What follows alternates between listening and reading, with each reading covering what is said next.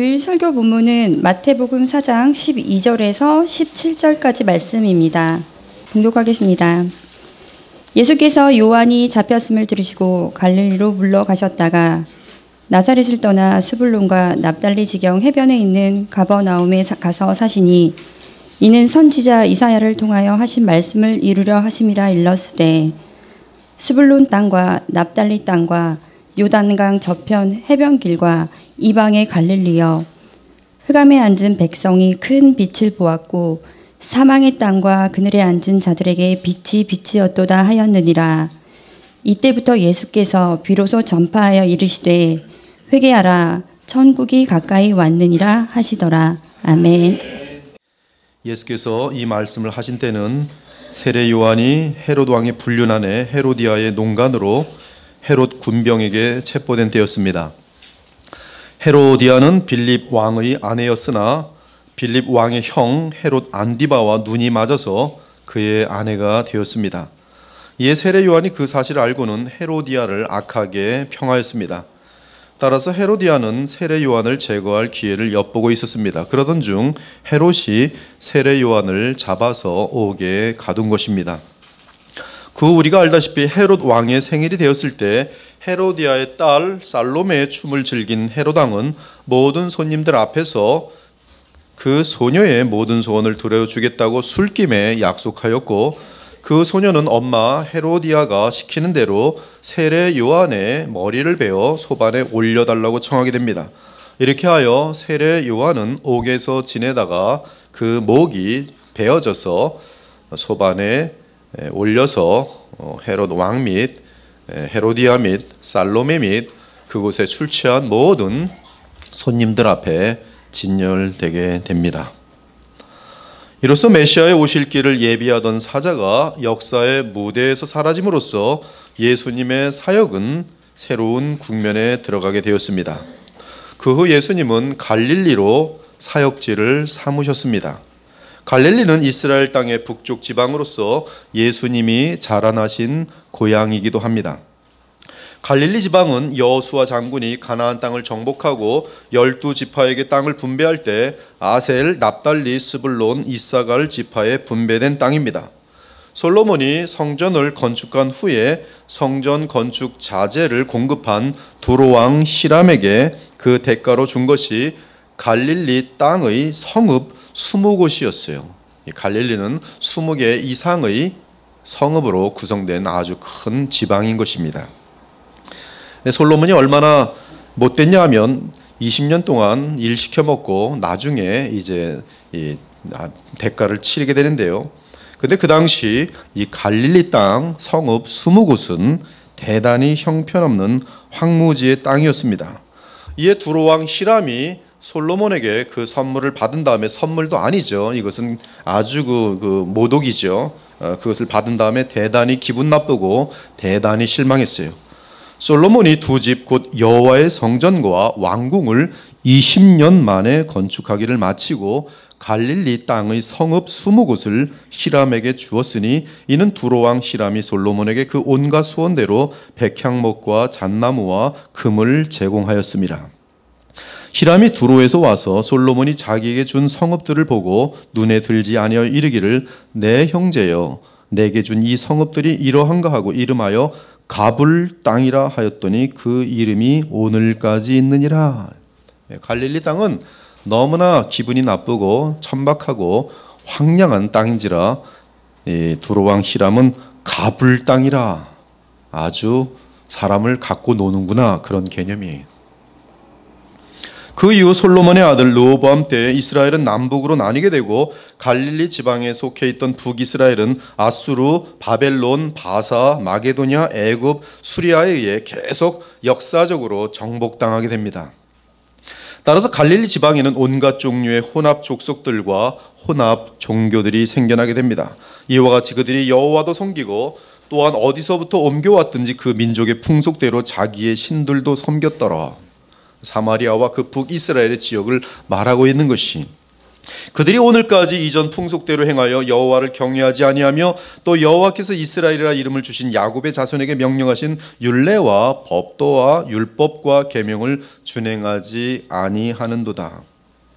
이 여러 민족이 여호와를 경외하고 또 그 아로 새긴 우상을 섬기니 그들의 자자손손이 그들의 조상들이 행하던 대로 그들도 오늘까지 행하니라.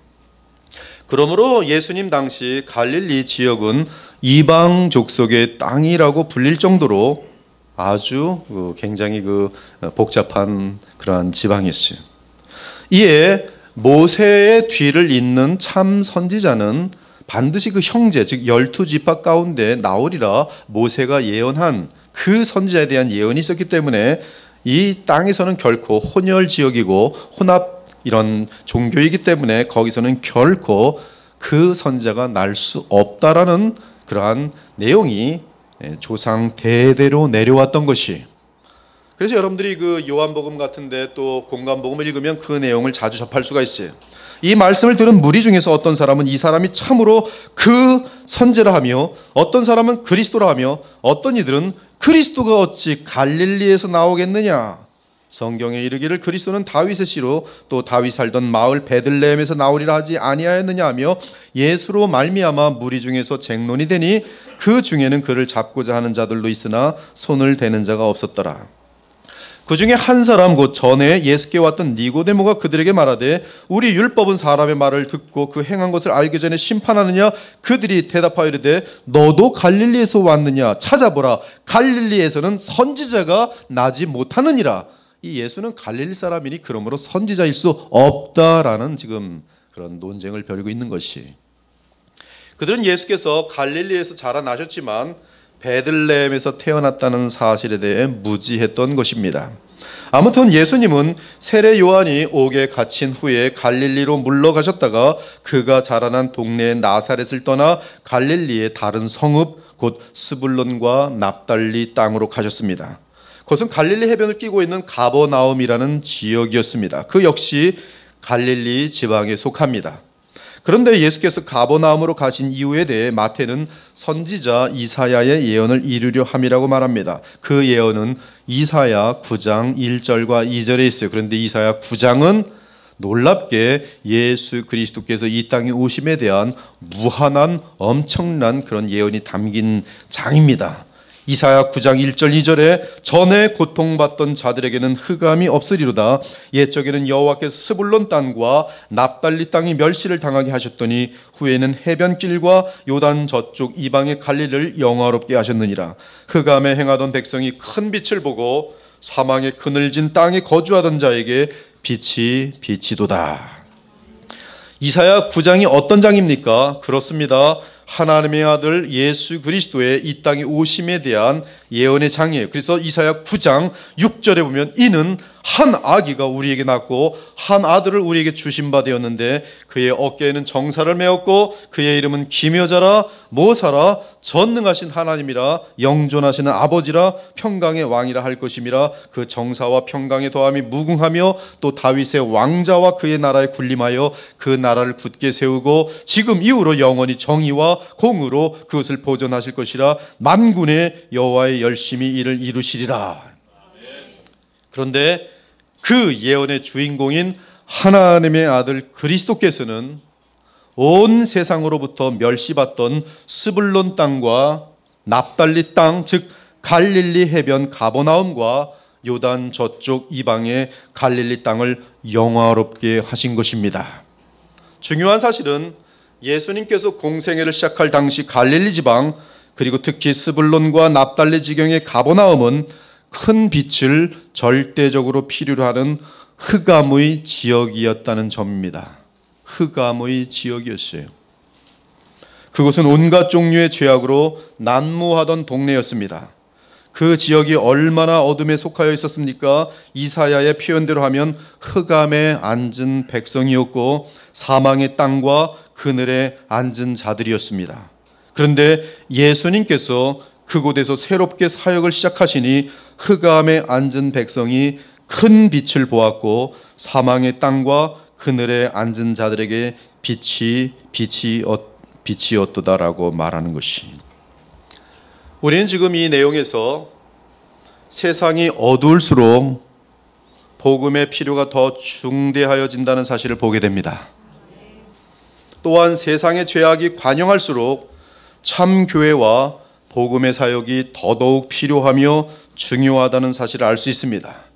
그것을 뚜렷하게 보여주시기 위하여 예수께서는 가장 어두운 땅으로 가서 사역하시는 모습을 보여주고 있는 것이, 우리는 끔찍한 죄악의 소문을 들을 때마다 낭망할 것이 아니라 더욱 복음을 전해야 할 긴급함을 느껴야 할 것입니다.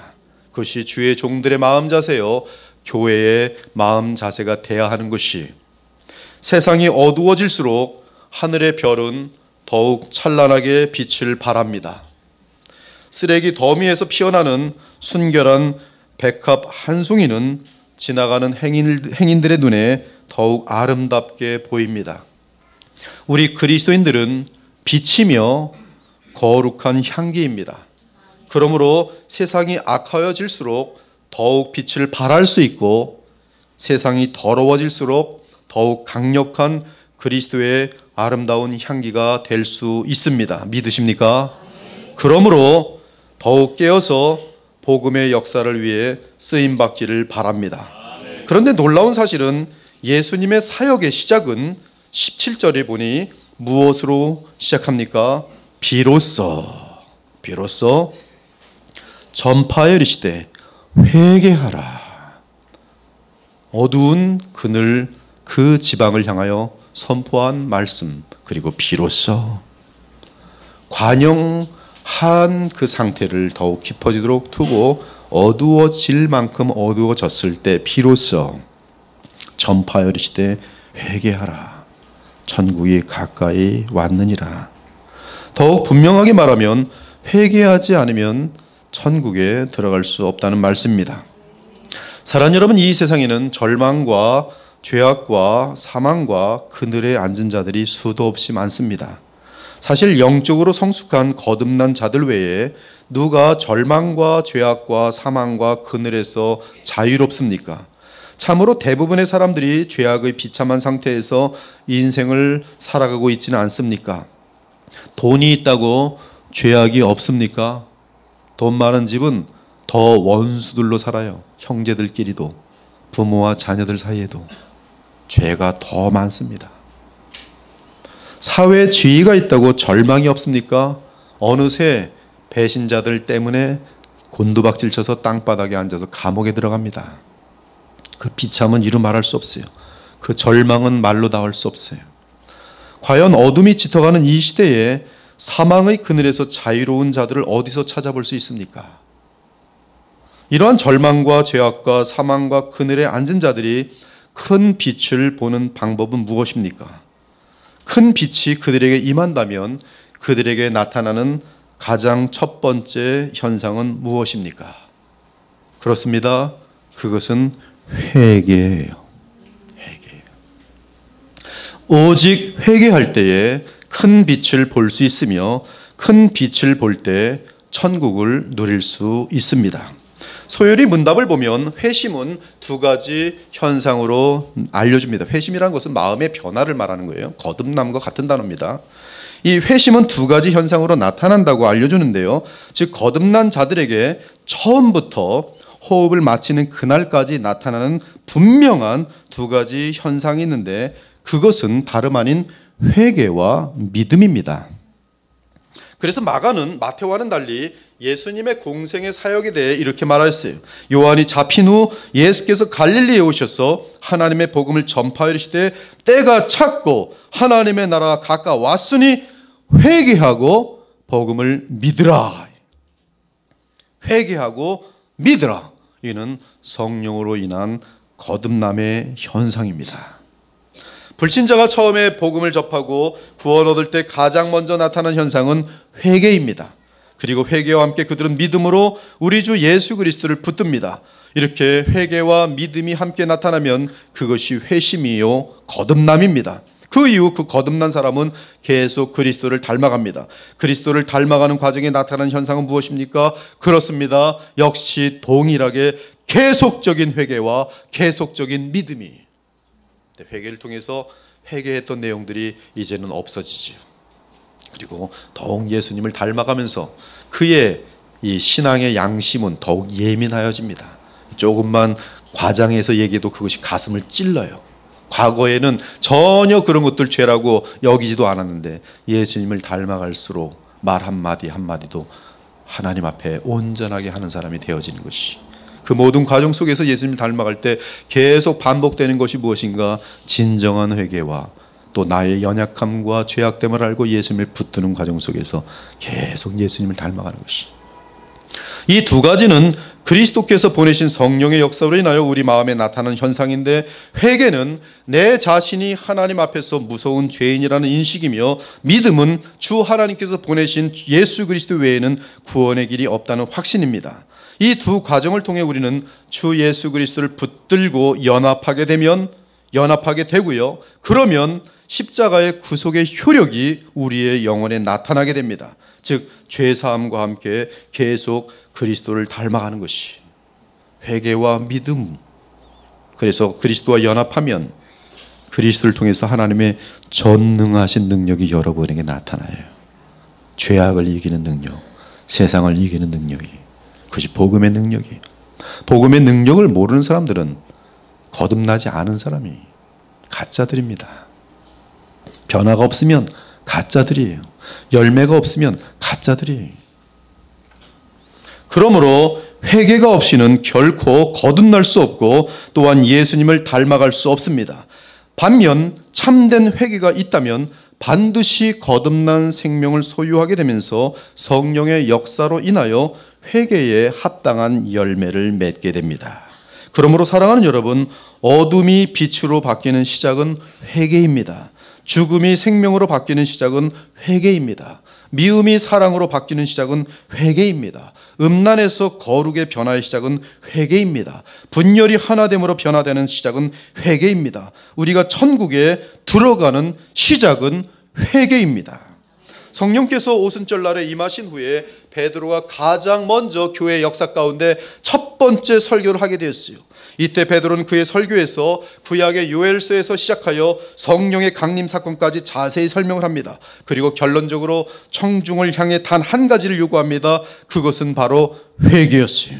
베드로가 이르되 너희가 회개하여 각각 예수 그리스도의 이름으로 세례를 받고 죄 사함을 받아라. 그리하면 성령의 선물을 받으리니 이 패역한 세대에서 구원을 받으라. 여기서 각각 예수 그리스도의 이름으로 세례를 받는다는 것은 주 예수 그리스도가 하나님의 아들이요 그리스도인 사실을 믿고 그분을 영접하라는 말씀이, 따라서 회개하라. 그리고 주 예수 그리스도를 믿으라. 그러면 죄사함과 함께 성령의 선물을 받으리라는 말씀이, 회개는 죄에 대한 자각입니다. 특히 내가 내 인생을 좌지우지하려는 나의 교만함과 완고함의 죄에 대한 인식입니다. 참된 회개는 성령의 역사로 인해 시작됩니다.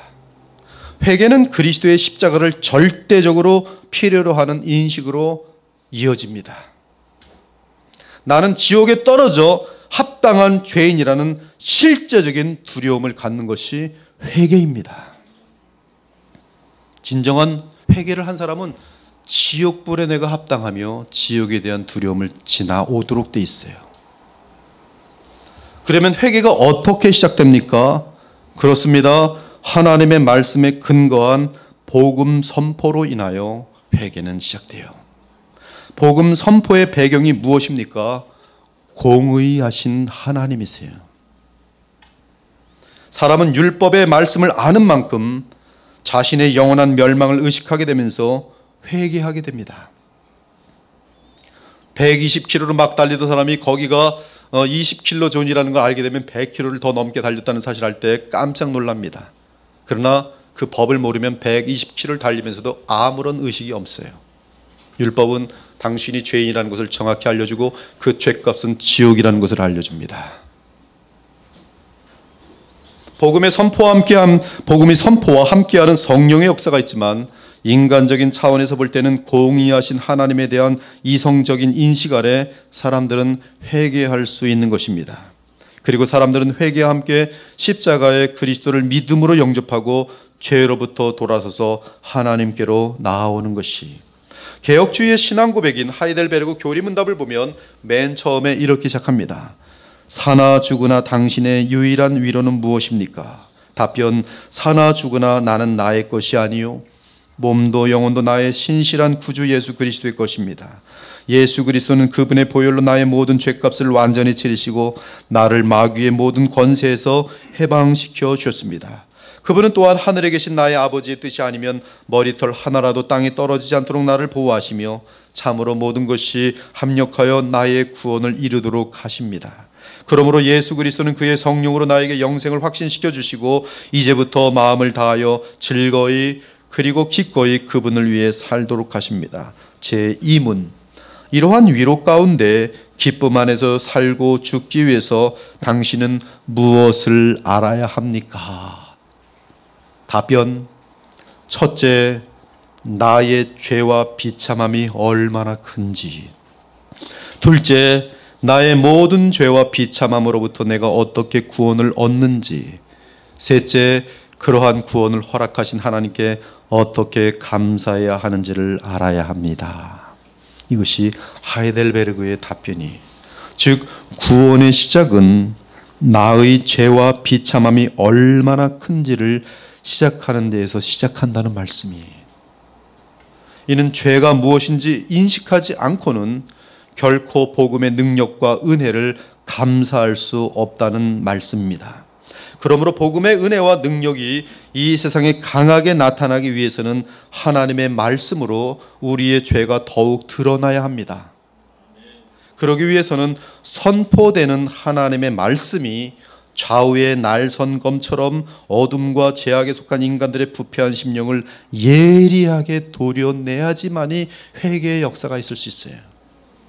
하나님의 말씀은 살아있고 활력이 있어 좌우의 날선 어떤 검보다도 예리하여 혼과 영과 및 관절과 골수를 찔러 쪼개기까지 하며 또 마음의 생각과 뜻을 판단하나니 지으신 것이 하나도 그 앞에서 나타나지 않음이 없고 우리의 결산을 받으실 이의 눈앞에 만물이 벌거벗은 것 같이 드러나느니라. 이 상태가 되면 사람들은 나는 망하였구나, 나는 지옥에 떨어지는구나, 그 비참과 두려움 가운데 떨도록 되어 있어요. 하나님의 말씀에 예리한 칼이 다 들춰내요. 숨은 동기들. 방금 전까지만, 말씀을 듣기 전까지는 태평하였는데 그 예리한 말씀에 찌를 때 가슴이 아프고 눈물이 나고 괴로워서 어찌할 바를 몰라요. 이렇게 드러나야 십자가에서 영원한 희생제물이 되시고 또한 부활 승천하여 우리의 영원한 대제사장이 되신 예수 그리스도를 절대적으로 필요로 하게 되는 거예요. 그러므로 우리에게 큰 대제사장이 계시니 승천하시니 곧 하나님의 아들 예수시라 우리가 믿는 도리를 굳게 잡을지어다. 좌우의 날성검과 같은 말씀의 칼이 나를 찔러 쪼갤 때에 나의 죄가 다 드러나 어찌할꼬. 우리의 영원하신 희생 제물이요 대제사장이신 예수님을 바라보면서 그곳으로 달려가게 돼 있어요. 주여 살려주옵소서. 대제사장이시고 안아주세요. 덮어주세요. 이렇게 새 언약을 붙들고 하나님의 보좌 앞에 담대하게 나아가는 사람은 죄로부터 구원을 얻게 될 것이며 나아가 이 세상의 절망과 죄악과 사망과 그늘에 앉은 자들과는 달리 영적으로 성숙한 자들이 되어 죄악으로부터 절망으로부터 사망의 그늘로부터 자유롭게 되는 것입니다. 그러한 삶은 천국을 누리는 삶이 되는 것이, 하나님과의 교통 가운데 그러한 삶은 그리스도를 닮아갑니다. 하나님의 영광을 보게 됩니다.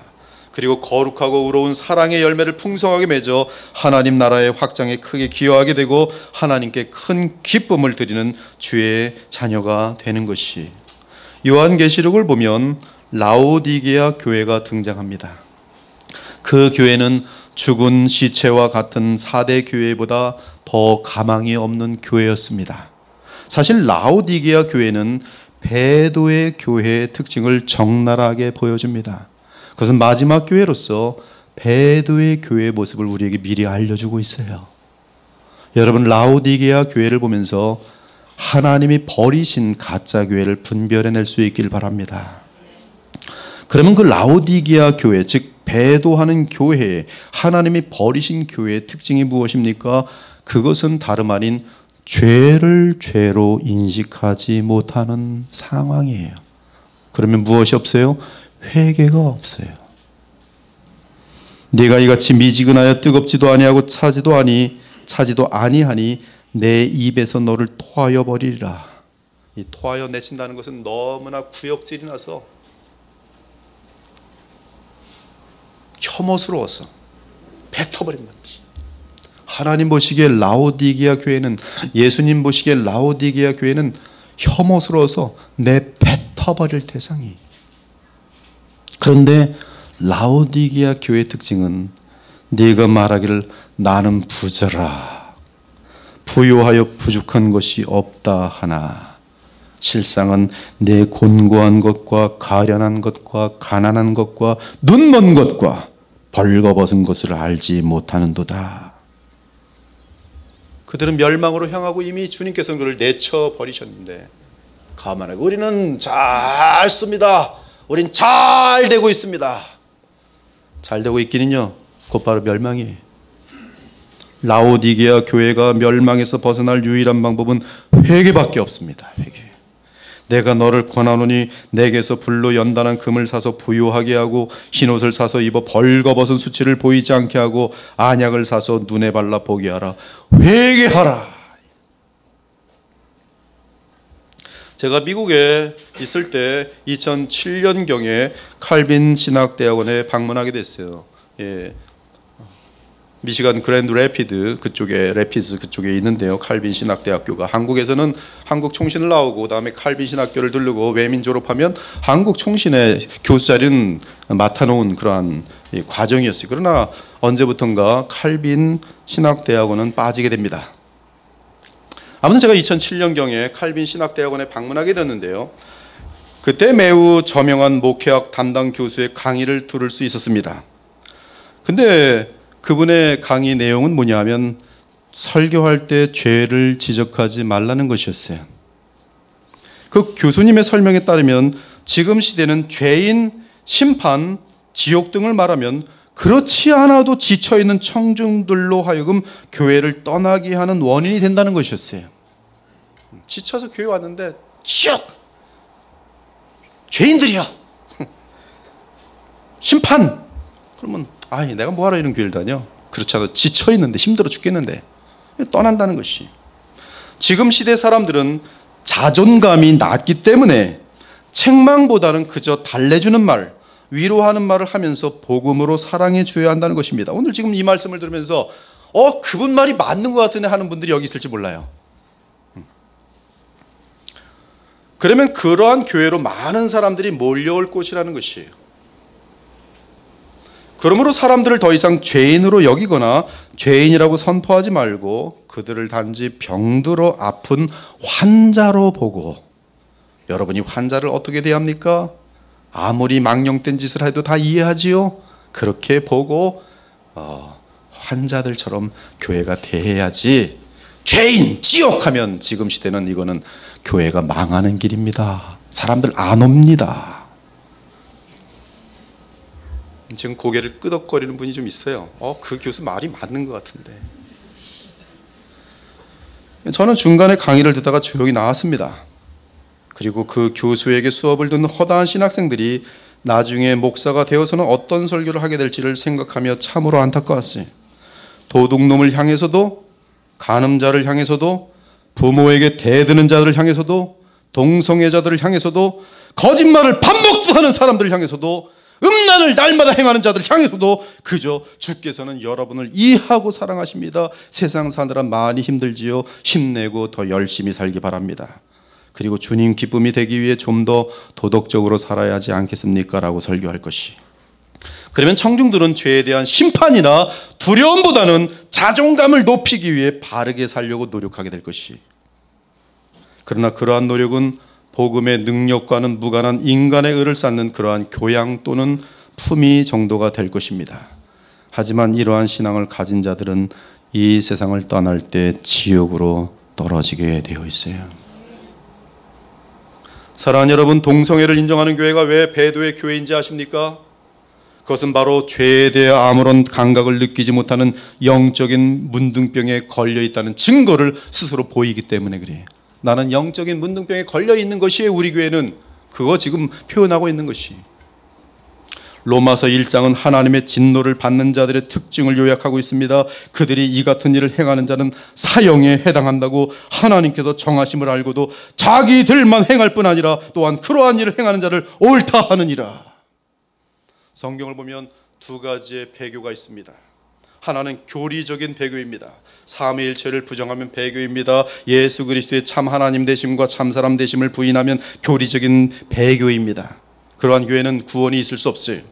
오직 은혜와 믿음으로 인한 구원 등을 허무는 그러한 어떤 율법주의적인 행위 구원론 같은 것들은 다 마귀의 작품들로서 그것을 믿고는 구원받을 수 없어요. 배교입니다. 이러한 거짓 교리에 빠지면 말씀에 서는 신앙이 무너지면서 배교로 흐르게 되어 있습니다. 일반적으로 교리적인 배교는 유대교와 같은 행위 구원론 및 종교 다원화로 나아가게 되어 있어요. 종교 다원화는 교리적인 배교입니다. 그리고 히브리서를 보면 정확하게 행위 구원론으로 돌아가는 것이 배교예요. 교리적인 배교예요. 그런 교회는 구원 가능성 0%입니다.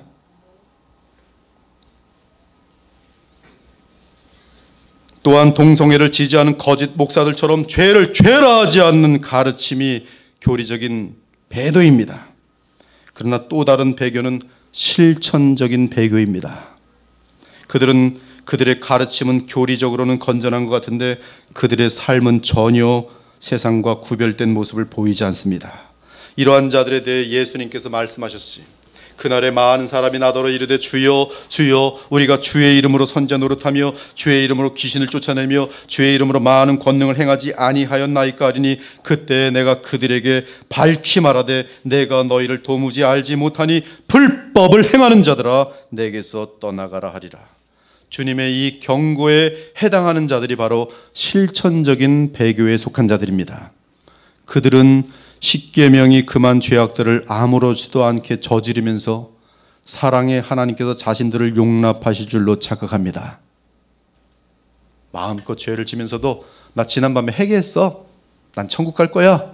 그리고 그 다음에도 계속 십계명의 모든 죄악들을 막 허무는 거예요. 날마다 거짓말하고 날마다 음행하고 날마다 도둑질하고 그들의 양심은 화인 맞아서 죄에 대한 뼈저린 고통도 없고 지옥에 대한 두려움도 없습니다. 그들은 여전히 죄 가운데 거하면서 성경의 엄중한 경고를 농담으로 여깁니다. 이번에 현대교회를 향한 10가지 기소장이라는 책이 번역돼서 나왔어요. 생명의 말씀사에서 폴 워셔. 바로 그 내용의 지적이 그것이에요. 하나도 회개의 열매들이 없는 자들이 자신들은 그날 어느 날 예수님 영접했어요 라고 한 번 고백해놓고 교회도 안 다니고 당신 구원받았습니까? 몇 년 전에 한 20년 전에 예수님 영접한 적이 있는데 그래서 난 구원 분명히 받고 하늘나라 갈 수 있습니다.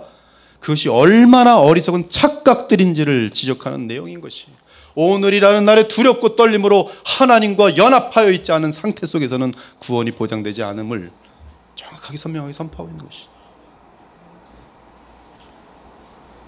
지옥에 대한 두려움이 없는 자들 지옥으로 떨어질 것이 죄를 농담으로 여기는 자들 그 죄로 인하여 지옥으로 떨어질 것이 그들은 여전히 죄 가운데 거하면서 성경의 경고를 농담으로 여깁니다. 그런데 그들에게 전혀 나타나지 않는 현상이 하나 있으니 그것은 바로 참된 회개예요. 참된 회개가 없어요. 그러므로 회개에 합당한 열매가 보이지 않는 것이 사랑하는 여러분, 우리 그리스도의 보혈교회가 사는 길은 회개입니다. 천국에 들어가는 유일한 길은 회개입니다. 여러분 각자가 성령의 충만함을 얻기 위해 지나가야 할 가장 중요한 단계는 회개입니다. 그리고 신앙생활 할 때도 가장 예민해야 하는 부분은 죄에 대한 회개예요. 십계명을 철저하게 배우기 바랍니다. 이번에 이중원 형제님이 번역해낸 캠벨 몰간의 십계명 굉장히 깊어요. 그런 책들은 여러 번 읽으셔야 돼요. 그래서 안일했던 마음들이 그런 책을 보면서 깜짝 놀라야 됩니다. 내가 죄인 중에 괴수구나 볼 수 있어야 돼요. 주님이 가르친 기도를 철저하게 배우기 바랍니다. 성경을 제발 많이 읽기 바랍니다. 우리 그리스도의 보혈교회 지체들은 하루 1시간 기도하시고 하루 1시간 성경 읽기를 간절히 부탁드립니다. 그래야 지금 이 시대를 살아갈 수가 있어요. 어둠에 물들지 않고 생명을 유지할 수가 있어요. 세상에 영향을 줄 수 있어요. 하나님의 말씀에서 개혁을 일으킬 수 있습니다. 하나님의 영원한 영광의 도구로 쓰임받을 수 있어요. 그러나 5분도 기도하지 못하고 1년 지나도 또 읽도 못하고 10년 지났는데도 아직도 성경 뭔지도 모르고 가능성이 없습니다. 죄가 죄인지도 모르는 것이. 성경을 자주 읽으셔야 돼요. 인간의 내면의 죄를 들춰내는 복음적인 청교도 글들을 많이 접하기 바랍니다. 그러면 성령님의 역사로 내 죄가 더욱 깊게 보이고 더욱 훤하게 보이게 될 것입니다. 그뿐만 아니라 교회의 죄악에 대해서도 환하게 보게 되면서 뼈저린 아픔을 느끼게 될 것이. 제가 기도할 때 여러분의 한 분 한 분을 다 기억하면서 기도를 하지요. 어떤 기도를 할까요? 주여 저들의 죄를 용서하여 주소서. 가슴을 치면서 기도해요. 또 수군거리고 있습니다. 저들의 죄를 용서하소서. 또 미움이 발생하고 있습니다. 거짓말하고 있습니다. 등치고 있습니다. 돈 띄어먹고 있습니다. 주여 용서하여 주소서. 회개하게 하여 주소서. 그래서 내 자신의 죄악으로 인해 또한 교회의 죄악으로 인해 나아가 이 땅의 주의 백성들의 죄악으로 인해 눈물로 회개하며 기도하게 될 것이. 다니엘 9장을 보면 구구절절 다니엘의 슬픔과 간절함이 담겨 있는 것을 볼 수 있습니다. 그는 부패한 이스라엘 민족을 대신하여 눈물과 애통함으로 회개하며 기도합니다. 내가 금식하며 베옷을 입고 죄를 뒤집어 쓰고 내 하나님 여호와께 기도하며 자복하여 이르기를 크시고 두려워할 주 하나님, 주를 사랑하고 주의 계명을 지키는 자를 위하여 언약을 지키시고 그에게 인자를 베푸시는 이시여, 우리는 이미 범죄하여 패역하며 행악하며 반역하여 주의 법도와 규례를 떠나싸우며 우리가 또 주의 종 선자들이 주의 이름으로 우리의 왕들과 우리의 고관과 조상들과 온 국민에게 하신 말씀하신 것들을 듣지 아니하였나이다. 주여 공의는 주께로 돌아가고 수치는 우리 얼굴로 돌아옴이 오늘과 같았어. 유다 사람들과 예루살렘 거민들과 이스라엘이 가까운 곳에 있는 자들이나 먼 곳에 있는 자들이 다 주께서 쫓아내신 각국에서 수치를 당하였사오나니 이는 그들이 주께 죄를 범하였음이니이다. 주여 수치가 우리에게 돌아오고 우리의 왕들과 우리의 고관과 조상들에게 돌아온 것은 우리가 주께 범죄하였음이니이다. 지금 시대에 얼마나 많은 수치가 교회에 지금 돌아오고 있는지 아십니까? 언론들은, 특히 비신자들의 언론들은 교회의 수치를 드러내는 것을 큰 기쁨으로 삼고 있어요. 교회에 다닌 것들이. 그래서 기독교는 지금 여러분이 잘 알다시피 독교가 됐어요. 엑스독교. 엑스독교. 그래서 기독교 다니는 것 자체를, 말하는 것 자체를 수치로 여기는 시대가 되어가고 있다는 사실 아세요? 전도하는데 밖에 나가서 책을 나눠주면 화딱지가 나, 화를 내, 화. 기독교인들이라는 것들이라는 거죠. 기독교인들이. 우리가 주께 범죄하였음이니이다. 다니엘은 계속 우리가 주께 범죄하였음이니이다를 반복하면서 슬퍼하고 애통하고 회개합니다. 그리고 그 죄로 인하여 당하는 모든 비참과 저주와 괴로움에 대해 합당한 처우라고 인정합니다. 그러면서 하나님께 자비를 구합니다. 그리고 그 자비는 하나님의 아들로 인하여 임할 것을 알고 주께서 보내실 메시아를 바라봅니다. 즉 진정한 회개와 함께 하나님의 자비와 긍휼의 통로인 주 예수 그리스도를 믿고 의지하는 것이, 이것이 바로 복음이요 죄사함에 이르는 회개이며 나아가 죄의 권능을 이기는 믿음의 비결인 것이. 사랑하는 여러분, 죄의 심각성을 아는 만큼 사람은 그리스도를 필요로 하게 되어 있습니다. 자신이 지옥에 떨어져 영원한 고통을 당한다는 사실을 아는 자들만이 복음의 무한한 귀중성을 알게 되어 있습니다. 그러므로 천국에 들어가지 못하는 자들은 다름 아닌 회개할 것이 없다고 말하는 사람이고, 죄를 우습게 여기는 자들이 들은 죄가 없는 것이 아니라 자신의 죄를 보지 못하는 장님들이거나 문둥병자들인 것이, 그들은 구원을 받지 못하고 하나님의 무서운 진노를 피하지 못하게 될 것입니다. 더 이상 늦기 전에 철저하게 죄를 회개함으로 주 예수 그리스도께 피하기 바랍니다. 그 어떤 사람이든 예수 그리스도를 믿지 않는 자는 멸망에 이를 것이 확실합니다. 그러므로 회개하고 그리스도 예수님을 믿기 바랍니다. 제가 이 자리에 선 이유는 단 한 가지입니다. 여러분 중에 한 사람도 지옥에 떨어지지 아니하고 천국 들어가는 것, 그래서 천국에서 다시 만나보는 것이 저의 목회의 소망일 뿐이에요. 이는 장래의 노하심에서 우리를 건지시는 예수시니라. 그를 믿는 자는 심판을 받지 아니하는 것이요 믿지 아니하는 자는 하나님의 독생자의 이름을 믿지 아니함으로 벌써 심판을 받은 것이니라. 그 정죄는 이것이니 곧 빛이 세상에 왔을 때 사람들이 자기 행위가 악함으로 빛보다 어둠을 더 사랑한 것이니라. 악을 행하는 자마다 빛을 미워하여 빛으로 오지 아니하나니 이는 그 행위가 드러날까 하며 진리를 따르는 자는 빛으로 오나니 이는 그 행위가 하나님 안에서 행한 것임을 나타내려 함이라. 그러나 아들을 믿는 자에게는 영생이 있고 아들에게 순종하지 아니하는 자는 영생을 보지 못하고 도리어 하나님의 진노가 그 위에 머물러 있느니라. 언젠가 누구든지 자신이 지은 죄악으로 인해 하나님의 심판을 이 세상에서 받을 때나 또는 죽음과 함께 받게 될 것이, 이 세상에서 죄로 말미암는 비참을 겪는 자들은 어쩌면 복 있는 자들이, 왜냐하면 그때서야 내 죄가 얼마나 무서운 결과들을 낳은 줄 알고 얼굴을 가리고 더 회개할 것이기 때문에 그래요. 그때 그 사람은 영원한 공포 속에 떨어질 것입니다. 그 공포를 아는 자들은 다음 구절만 들어도 소름이 끼치고 오싹하며 두려움에 떨게 될 것이, 하나님의 말씀이 하나님이 얼마나 무서운 분인지 여러분 아십니까? 하나님께 매를 맞아 보셨습니까? 하나님의 거룩함 앞에 서 보신 적이 있습니까? 살아계신 하나님의 손에 빠져 들어가는 것이 무서울진저. 주님을 알지 못하고 죽음을 지나는 사람들이 그때 죽음 바로 지나면서 당하는 지옥과 하나님의 진노를 당할 때에 그들은 영원히 감당할 수 없는 고통 속에 들어가면서 이럴 줄 알았더라면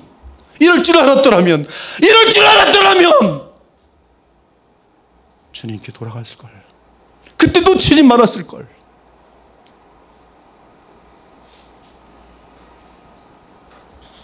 오, 하나님이 얼마나 무서운 분인지 알지 못하는 어리석은 자들이요, 신속히 죄를 회개하고 그리스도를 믿기 바랍니다. 사랑하는 여러분, 설교자를 위해 늘 기도하기 바랍니다. 그 이유는 청중으로 참된 회개로 인도하기 위해서는 설교자의 말씀이 좌우의 날성검처럼 예리하게 청중의 심령을 도려낼 수 있어야 하기 때문입니다.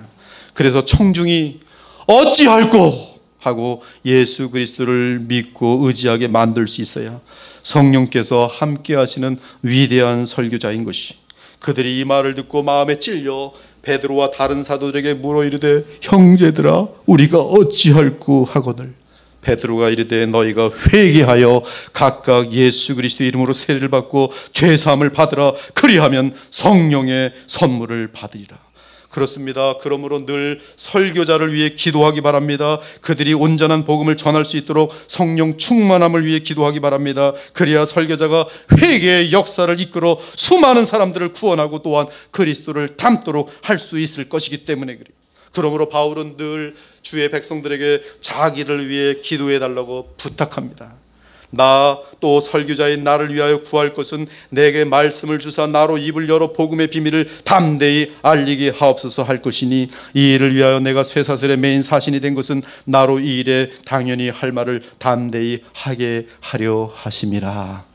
사랑하는 여러분, 여러분 주의 양들에게 주님의 양들입니다. 여러분들은, 저는 주님의 양들을 섬기는 종일 뿐이에요. 그런데 주님의 양들에게 배부르게 먹이는 것이 얼마나 힘든 건지 아십니까? 일주일에 3번 정도 만약에 설교한다 그러면 신선하고 모든 주님의 양들이 오늘도 참 신선한 말씀을 듣고 참 새로운 말씀을 듣고 또 오늘도 주님을 바라볼 수 있었어라는 그 말씀을 증거하는 것이 사람의 힘으로 된다고 생각하십니까? 만담하는 건 쉬워요. 재미난 이야기들 끄집어 갖고 와서 알려주면 1시간 금방 지나갑니다. 그러면 여러분들 깔깔깔깔 웃고 재밌었다. 근데 집에 가면 허무해요. 설교 준비가 얼마나 힘든지 아십니까? 얼마나 피를 흘리며 깎아낸지 아십니까? 하나님의 은혜를 얼마나 구하는지 아십니까?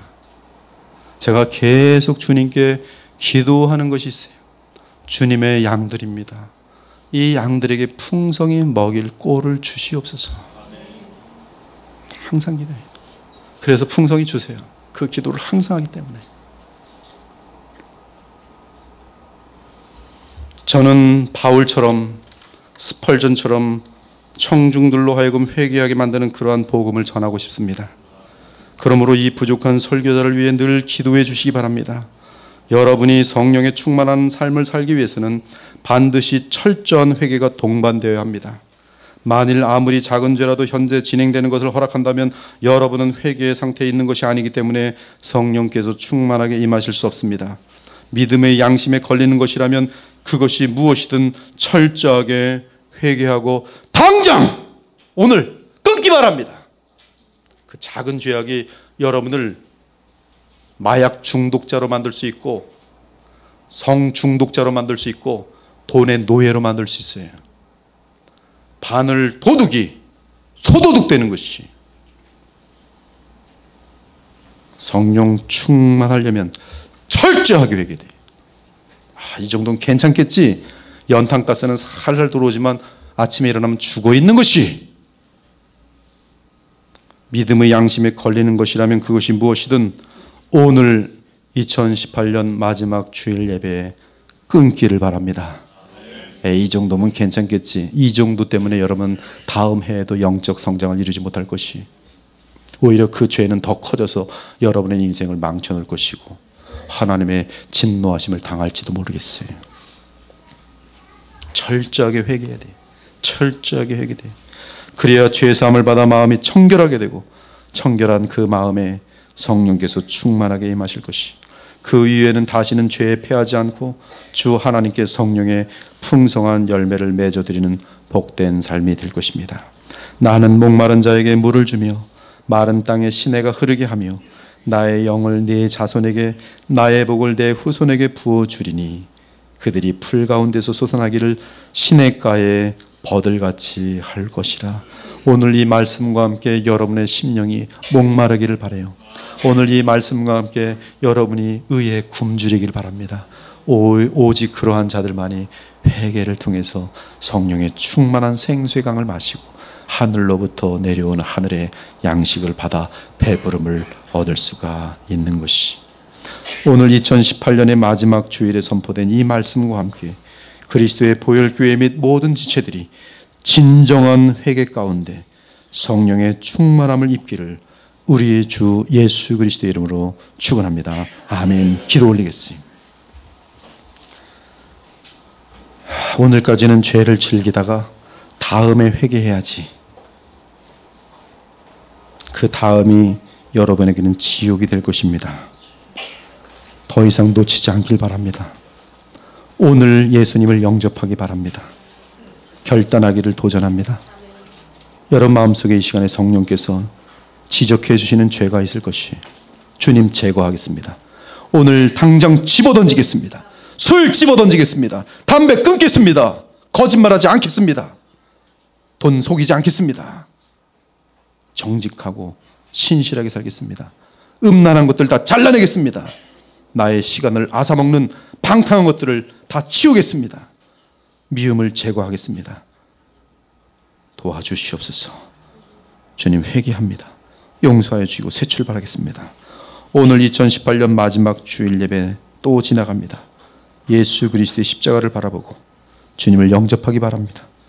회개의 시간과 함께 여러분이 예수님을 믿을 때 하나님의 전능하신 능력이 그리스도와 함께 여러분에게 임할 것이. 40년 동안의 죄악이 끊어질 것입니다. 30년 동안의 죄악이 끊어질 것이, 복음은 하나님의 능력입니다. 이 시간에 여러분의 힘으로 되는 것이 아니 하나님의 능력으로 되는 것이. 주님 앞에 회개하시고 예수 그리스도를 진심으로 믿어서 하나님 나라 들어가는데 하자가 없기를 간절히 부탁드립니다. 이 시간에 다 같이 기도 올리겠어요. 하나님 감사합니다. 오늘도 말씀을 듣고 참으로 회개한 영혼들이 있습니다. 주의 약속대로 그들에게 복음의 능력을 허락하여 주시옵소서. 하나님의 전능하신 능력이 그들과 함께 하셔서 그동안의 인간의 힘으로 할 수 없었던 일들이 가능케 하여 주시옵소서. 우리의 남은 삶은 하나님께 기쁨이 되는 삶이 되게 하시고 하나님 나라 백성답게 사라지는 그런 마음과 심령과 삶이 되어질수록 이 시간에 회개한 자들에게 역사하여 주시옵소서. 지옥의 두려움을 알게 하시고 죄의 간교함과 죄의 더러움을 알 수 있도록 성령으로 조명하여 주시옵소서. 하나님의 말씀이 좌우에 날선 예리한 검처럼 선포되어서 우리 속에 숨겨진 더러운 것들을 다 노출시킴으로 말미암아 어찌할꼬 날마다 주님 앞에 달려갈 수밖에 없는 죄인됨을 알고 주님만을 의지하고 붙드는 주의 백성들이 되게 하여 주시옵소서. 그래서 복음의 능력으로 사는 복된 하나님의 백성들, 그리스도의 보혈교회가 되게 하여 주옵소서. 오 주님, 이러한 귀한 복음이 온 세상에 전파되길 원합니다. 이 한국교회에 전파되길 원합니다. 주여, 이 교회를 사용하셔서 잠들어 있는 많은 영혼들, 잠들어 있는 많은 교회들, 라오디게와 교회 같은 교회들을 회개케 하는 도구로 사용하여 주시옵소서. 살아계신 우리 주 예수 그리스도 이름으로 기도 올렵나이다. 아멘.